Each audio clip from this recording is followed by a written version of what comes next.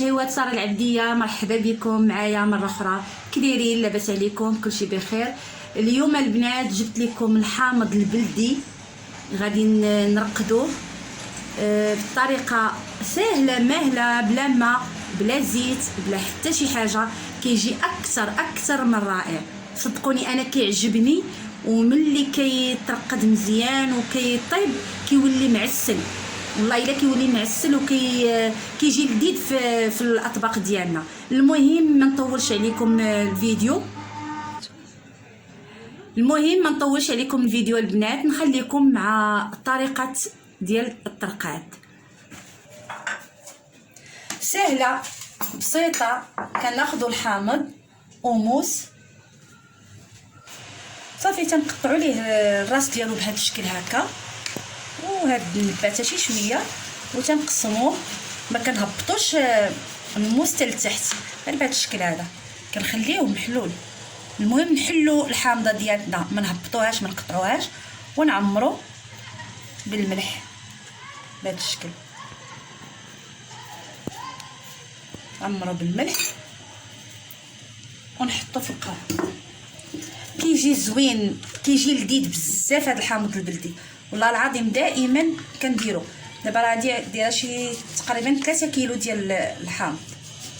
ملي كيكون عندي في الدار صافي ما كنبقاش نشري الحامض الاخر، هذا كيعطي اللذه اكثر للطياب ديالنا.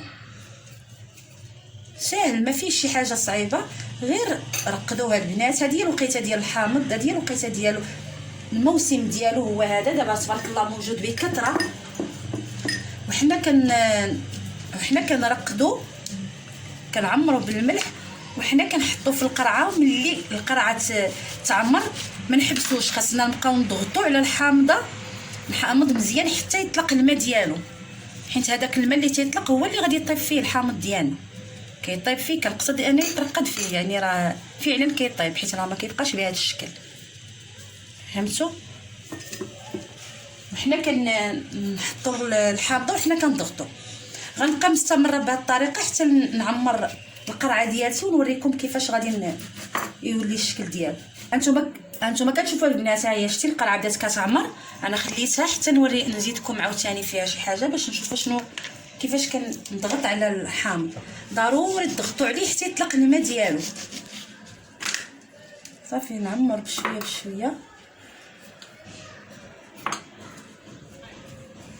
دابا هادي ها هي راه عمرات، خاصني نورك مزيان، تندخل هادي مزيان.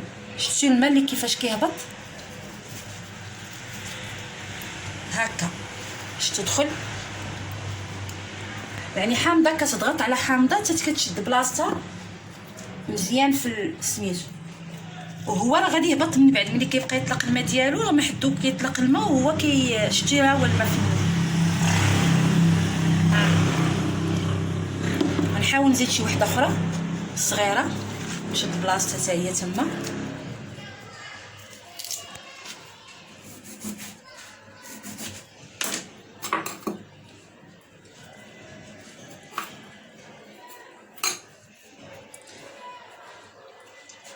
وانا ما عرفتش غنقسمها على جوج. ها انتما كيما شفتوا، ها هي القرعه ديالتي، شوفوا كيفاش دايره هي عمرات، شوفوا فين واصله. دابا غنضغط عليها مزيان بهذا الشكل ونسدها صافي، ونخليها هكا. كل مره تقلبوها، بحال دابا هي واحد نص نهار كما قلت لكم، بحال هكا تخلوها بحال هكا.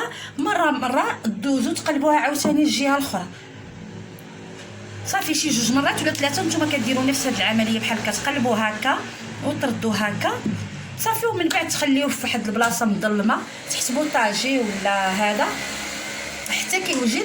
راه ما كياخذش وقت بزاف باش كيوجد صافي. وتبقاو تستعملوه في الحوت، في جميع الوصفات. راكم عارفين الوصفات اللي تيوجد بهم الحامض. المهم انا وريتكم وحده، غنبقى تنكمل انا الحامض ديالي، مازال ليا قرعه اخرى. شوف شحال غيخرج ليا، واش 2 قرعات ولا 3. تنسالي ايوا نوريكم الشكل النهائي ديال. وها هو الحامض ديالنا البنات، ها هو وجد. ساهل ماهل زوين. صافي ما تعكزوش عليها البنات. هذه الفتره ديال الحامض دابا تبارك الله موجود رخيص. استغلوا هاد الوجيبه ديالته ووجدوه حضروه، راه غادي ينفعكم طيله السنه. والبنات اللي عاد دخلوا القناه ديال شيوات ساره العبديه، نتمنى تخليو الاشتراك ديالكم وتفعلوا الجرس باش دائما يوصلكم الجديد، وما تبخلوش علينا باللايك ديالكم وبالتشجيعات ديالكم.